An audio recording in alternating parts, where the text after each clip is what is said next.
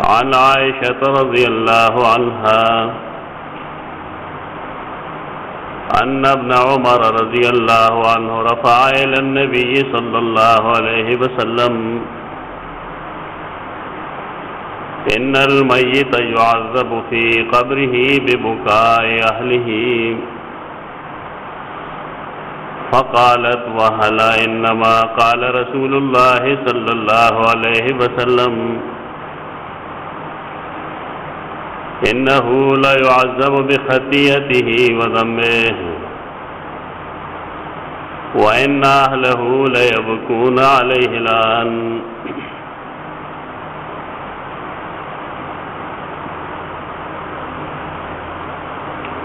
مخکنا بحث د قبر، برزخ او دارنګي د حیات بعد الموت، حیات فی القبر ذکر مخکنا شروع ہے. تفصیلی مباحث هغه کې تقریبا ختم شوي دي. سباز فرعی بنیادی خبره هغه تذکرہ پاتې ده. هغه دارا چې موږ خدا تسلیم کړه چې الله رب العزت قبر کې، برزخ کې انسان له عذاب او دارنګ نعمتونه ورکوي، جزا او سزا ورکوي. اهل سنت والجماعت عقیده او مذهب دار ہے چې جزا او سزا روح مال جسد لور کولی شي. پدې کې نور درې مذاهب شته، لیکن هغه مذاهب د اهل سنت والجماعت مسلکونه نه دي. هغه تفصیلی بحث شوی دی. او سوال لاره چې الله رب العزت په کوم سيزونو باندې انسان له نعمت ورګي او په کوم سيزونو باندې قبر کې عذاب ورګي. دا که سړی نور آسانه کی دا خبره نو دا ته به وایي چې اسباب د عذاب او اسباب د نعمت الهیه قبر کې سری، یعنی کوم وجوه اسباب دي چې دا غي په بنیاد الله مړي له یا سزا ورکړي یا جزا ورکړي. ما چې کوم حدیث لستل دی دا غي تعلق د مړي د سزا سره دی چې الله باندې کسان له عذاب ورکړي قبر کې، او دا غي سبب د خلقو جړېدل وی پاغ پسې. سیدنا عمر رضی اللہ تعالیٰ عنہ زوہر سیدنا عبداللہ اگر فرمائی کہ رسول اللہ صلی اللہ علیہ وسلم فرمائے رہو کہ ان المیت لیعذب ببکاء اہلہ علیہ، مڑی لا عذاب ورکولی شی فسبب داغے جڑا چداغا اہل آیا لغ پسی گئی. حدیث صحیح ہے، لیکن دیکھے دا بحث مباحثے دارنگے دا سوالاتو یو مجال شترے. اصول لاری قرآن مجید نرا معلوم ہے کہ کلا یو انسان سنیک یا بد عملو کی نو داغے جزا و سزا اغا پخپل وقتا ہوئی، استحقاق داغی. اللہ رب العزت خپل قید دا خودلی دا چې لا تزر وازرة وزر اخرى. یو سړی د بل د ګناه پیټه په خپل وګنشي اغسته، یعنی داسې بنئ چې روانې د یو کس کړي او د هغې سزا د بل چاله ورکړي شي. تو دې حدیث باندې سوال نه دی چې مړي خو په خپله نه دي جوړلي، خلق هغه پسې جاری چې کله خلق جاری نه راغی عذاب مړي له ولې ورکولی شي. یعنی دا خود هغه قاعده خلاف دی کم چې الله رب العزت قرآن مجید کې فرمایلی ده.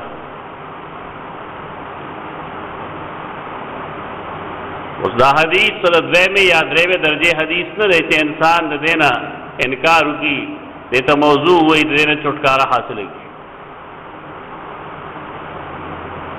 اگر چې بعضې خلقو دا جرأت کړی دی، کم خلق چې دا حدیث د حجیت نه انکار کوي، نه هغوی دا حدیث د قرآن خلاف ګرځولی دی او دی بیا رد کړی دی چې دا قابل قبول نه دی. نو بیا کمال دا کوي چې حدیث یو غلط ثابت شي، نه د ټول نه انکار کوي چې حدیث ټول غلط دي. دا ډېره عجیبه فلسفه ده. یعنی د یو سړي یو شی غلط شو، نو مطلب دا ہے چې دا غار څه غلط دي. یو حدیث بالفرض ستا د عقل خلاف راغی یا د قرآن خلاف راغی، نو آیا دا حدیثونه ټول مونږ رد کو په دې وجه باندې چې یو حدیث غلط شوی لہذا ټول ترې غلط وایي؟ دا یو ډېر لوی جهل دی یا تجاهل دی.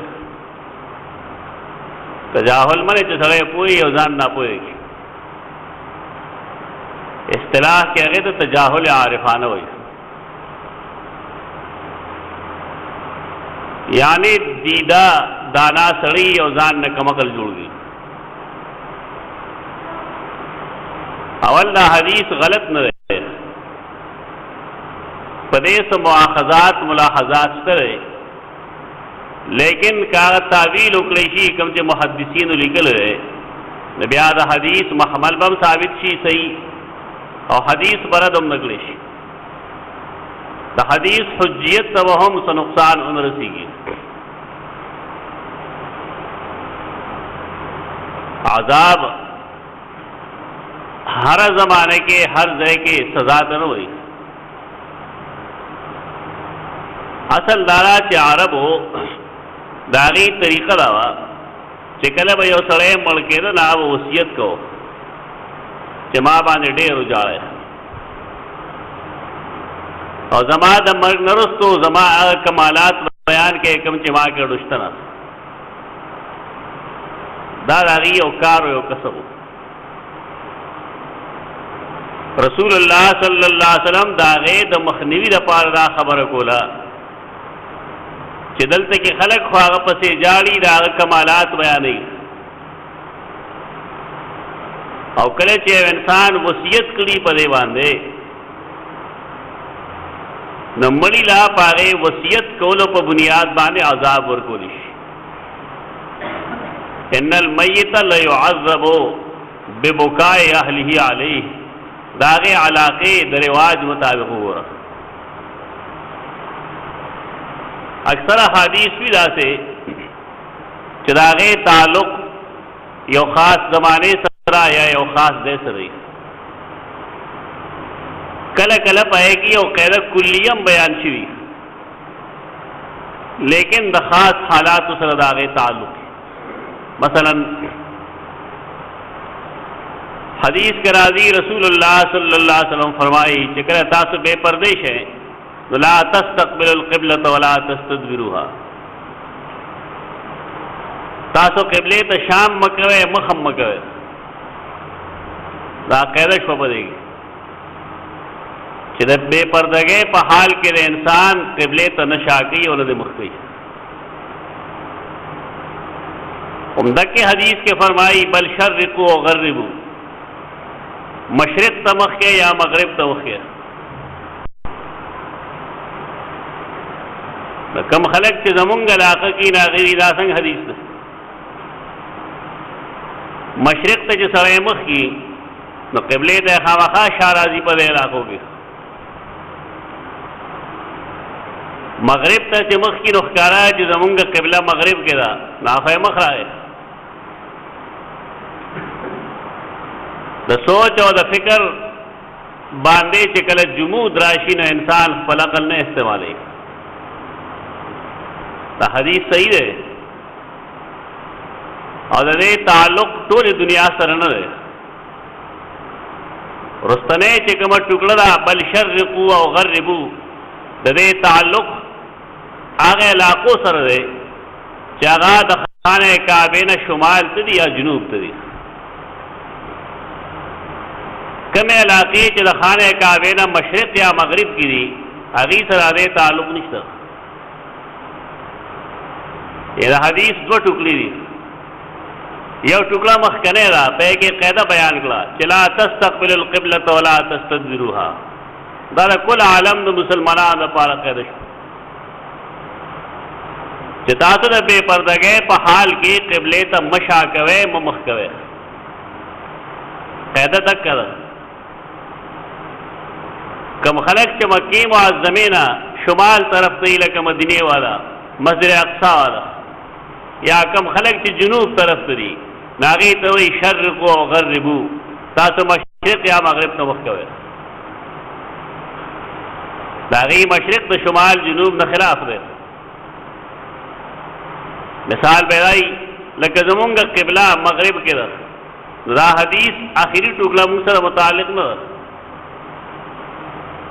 دا حدیث اخیری ټوکړه خلق سره متعلق ده چې هغه د خانه کعبه نه سویل ته دي یا مشرق ته دي دا یا جنوب ته دي. دا حدیث دا غیر ذکول هغه عقل غواړي پوهه غواړي. دا حدیث په دې وجه ته نشي رد کولی چې دا حدیث د قرآن مجید خلاف دی په دې لحاظ. دا بظاهر خلاف کاری بے شک لیکن مراد د دینه هغه بنی آدم دی چې هغه وصیت کړي خلقو ته اهل او عیال ته وصیت کړي چې زما د مرګ نرستو او جاړه ویرو کې مطلق د جړه حکم کولم مناسب نه دی. حدیث کې ببکائے اهله علیه ذکر دی. دومره چې کدا تعویل نکړي چې دا کوم چې مونږ نبی آباد سیدنا عبداللہ بن عمر رضی اللہ تعالی عنہ دا مرفوع حدیث دا قرآن مجید خلاف کاری. کم حدیث دا کم آیت خلاف دے دا تو دا عوام و فیصلے نہیں. من مصیبت آئے چی او سڑے اگر نہ قرآن ویلی نہ حدیث ویلی نہ پا تعویل دا حدیث والے پوئی گی داغ خپل ذہن کې چې کله یو شی راځي چې د قرآن خلاف نه او تخپیر نه کیږي دا قاعده شته به شک چې کله یو حدیث د قرآن د ظاهر خلاف دی نو موږ به حدیث کې تعویل کو یا وداغه نه انکار کو. دا قاعده شته دې نه انکار نه کو لیکن دا هر چا کار نه دی. هر سړی چې هغه دو درې ټکي لیکلی شي ناغه نن د حدیث ډېر لوی عالم ځان ګڼي. لوی لوی خلقو په دې باندې کار کړی دی او ډېر لوی لوی خلقو کار جمع کړی هم دی. نن کم خلق چې حدیث د حجیت منکر دي ناغي هم دا خبره کوي چې کل حدیث یخالف المعقول او المنقول. ہر آغا روایت چې هغه د معقول یعنی د عقل او د نقل خلاف نه مردودی. د عقل ندی خپل عقل مراد اصل لاره چې د هر چا عقل نه مراد دا هغه چا عقل مراد دی چې هغه دین زده کړی دی. دا هغه چا عقل مراد دی چې قرآن ویل دی. قرآن مجید هغه ته عقل سلیم وایي. یو روغ رمټ عقل چې دا هغه جن د دین په حصول او په ذکر کې تیر شوی نو چې کله داسې خلقو د عقل خلاف یو روایتي قابل قبول نه. د یو سړي دو زامنې درې لسی شلي دا ټول د پوهې لحاظ سره یو برابري تاسو ته دی وره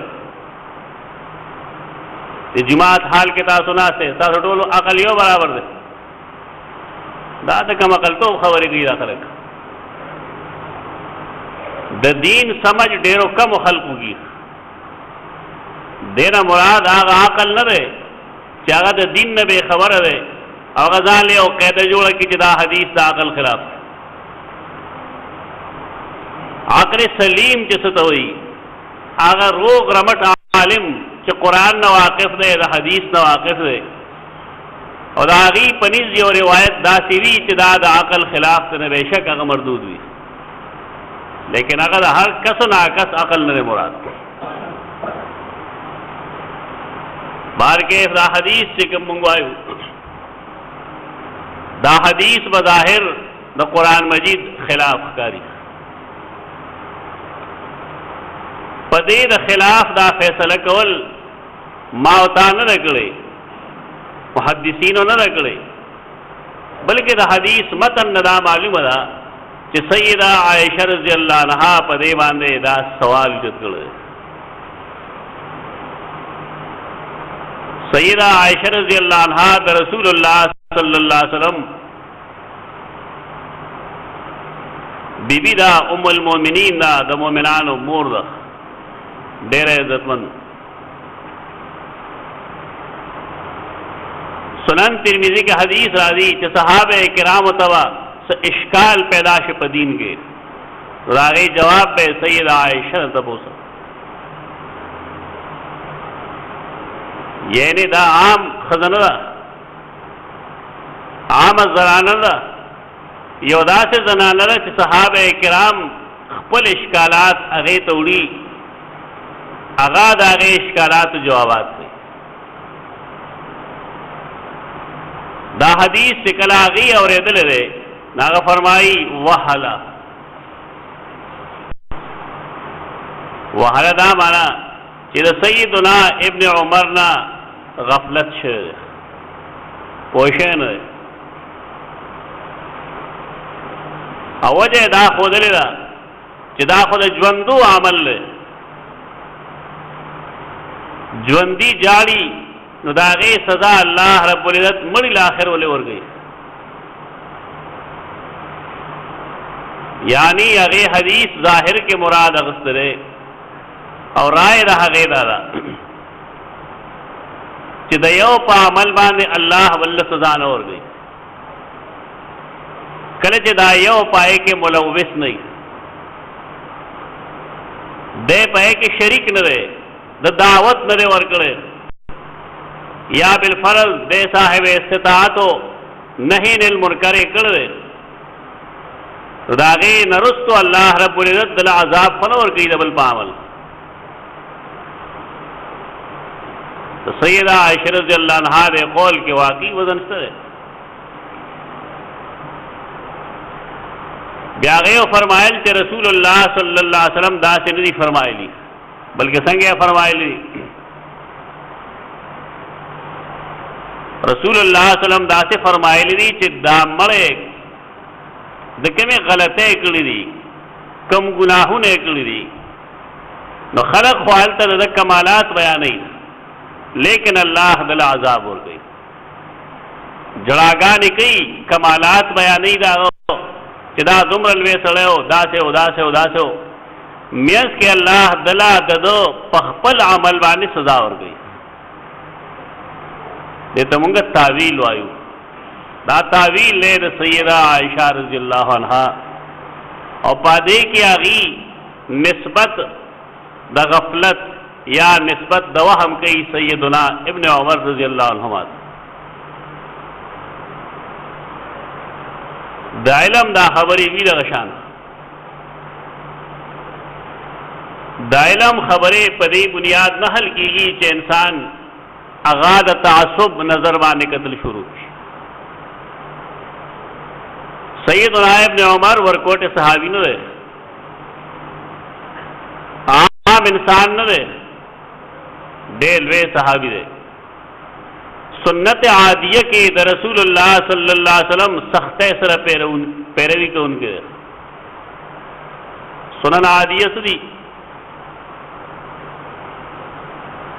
दासे सुन्नतुना दासे तरीके द रसूलुल्लाह सल्लल्लाहु अलैहि वसल्लम शागद आम आदत लाद रजी पदे अक्सर खलक न पूरी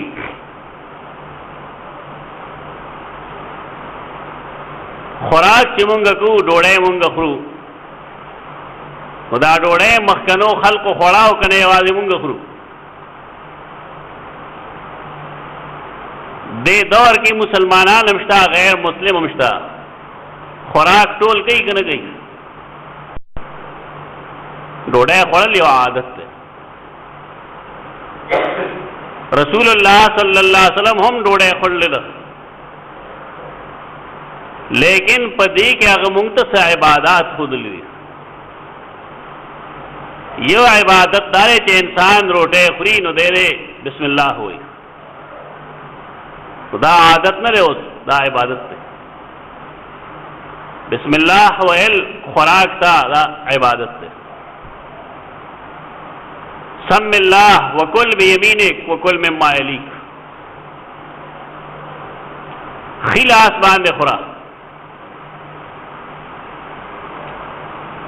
په خلاص باندې خوړل دا عبادت دی.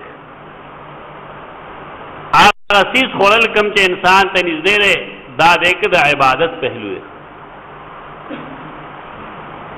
اوس ډوډۍ ټول خلک خوري، لیکن رسول الله صلی الله علیه وسلم په کې دا درې څیزونه ور داخل کړل، دا عبادات دي. نن یو غیر مسلم هم بغیر د جامو نه نه ګرځي، لباس چي لباس سنت عادیه ده. رسول الله صلی الله علیه وسلم موږ ته حدود ښودلي دي چې نارینه لپاره حد تر دې ضروري دی، زانه لپاره حد تر دې ضروري دی. دا په عادت کې دنه عبادت جوړ شو، دا غي پیروي لازم ده. لیکن په دې کې بعضې څیزونه داسې دي چې دا غي تعلق د عادت ته دین نشي ویلی، یعنی سنت به وي لیکن هغه عادي سنت دی، بغیر مسلم هم کول. مثلا سر باندې ټوپۍ کې ښودل دا ټولو خلقو کول، یعنی سرتور څوک نه ګرځېدل. سر باندې کولا لنګې پسرول، پټکې پسرول دا د عامو عربو کارو، دا سنت عادي دي، دا مقصود نه دی. یو سړی که نن ټوپۍ په دې بنیاد پسر کی چې رسول الله صلی الله علیه وسلم پسر کړی دا، الله بدل اجر ورکړي. یو سړی که پټکې په دې نظر باندې پسر کی چې رسول الله صلی الله علیه وسلم پټکې پسر کړی دی، زه دې پیروي کوم، نو الله بدل اجر ورکړي. دا سنت عادیه دا مستحب درجه کې راځي. لیکن یو سړی که سنت عادیه باندې کلک ودرېږي چې دا ضروري ده، دینه بغیر مونځ نه کېږي بالفرض، نو دا سړی د خطا شکار ده، د غلطي وکړه. د سنت عادیه پیروي لازم نه ده. د سیدنا ابن عمر کار دې معاملې کې ډېر بدل دی. رسول الله صلی الله علیه وسلم چې کومو لارو باندې تللی دی او معلومه ده چې دی فلان کې ځای کې ایثار شوی دی، دلته کې خپل حاجت لپاره ایثار شوی دی، دلته کې ملاس دی، دلته یې لږ انتظار کړی دی، نو سیدنا ابن عمر رضی الله عنه به د هغې پیروي کوله. یعنی په هغې لار چې به تلو هم هغه حرکات به یې کول کوم چې د رسول الله صلی الله علیه وسلم نه هلته ثابت.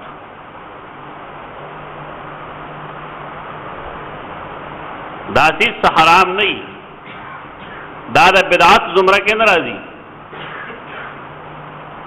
دا کې یو انسان په دې اراده کوي چې دا د رسول الله صلی الله علیه وسلم عمل له الله بدله اجر ورکوي، لیکن دا موږ ته ګڼ مسائل هم پیدا کوي.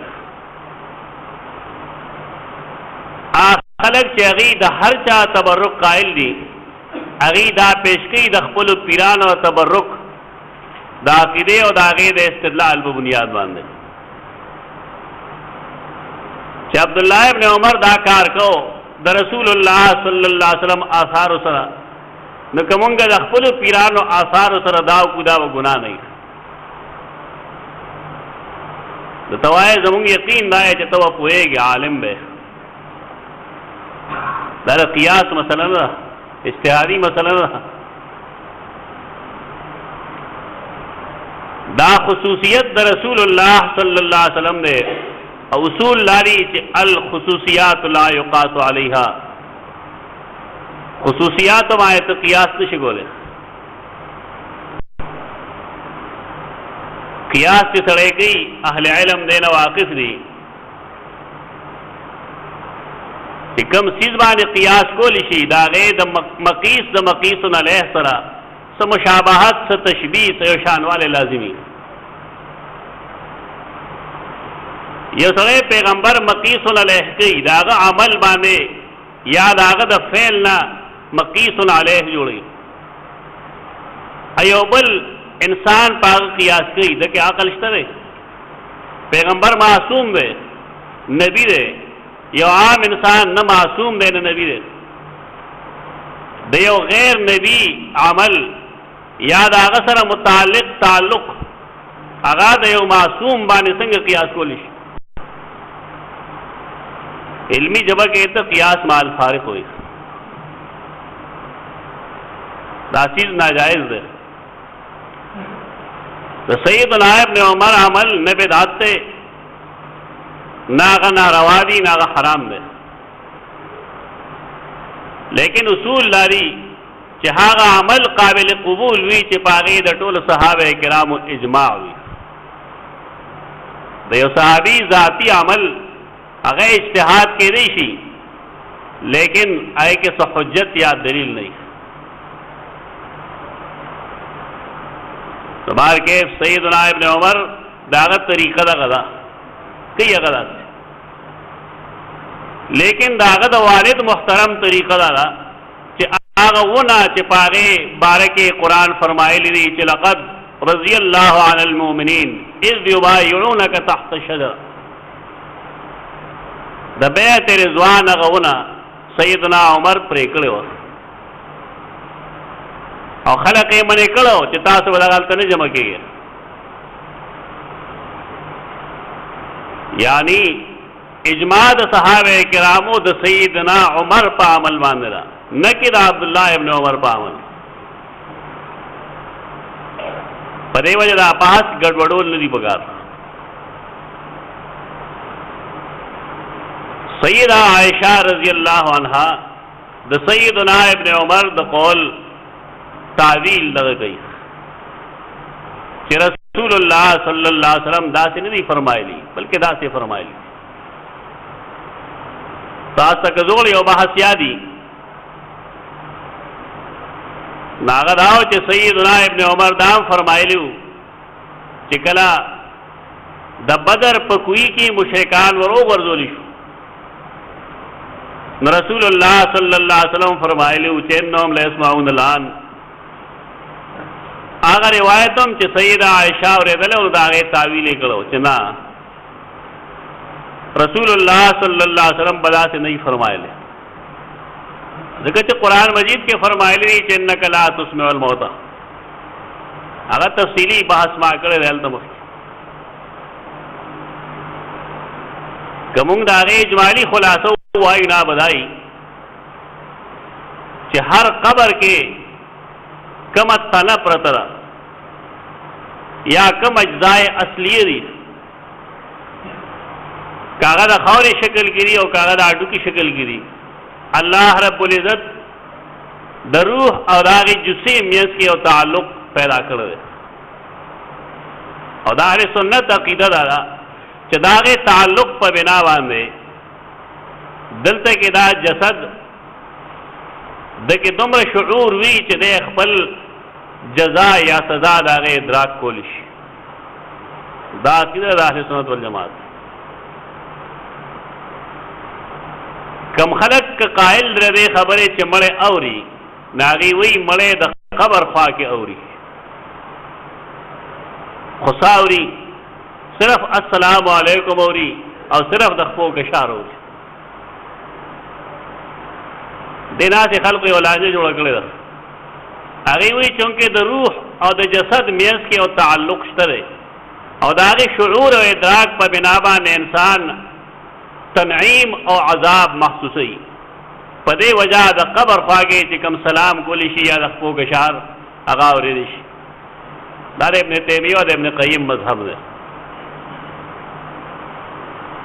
خواږه دا هم وایي چې دا نه دي ثابت چې انسان لړ شي نو قبر والا ته وایي چې ما دپاره دعا وکړه.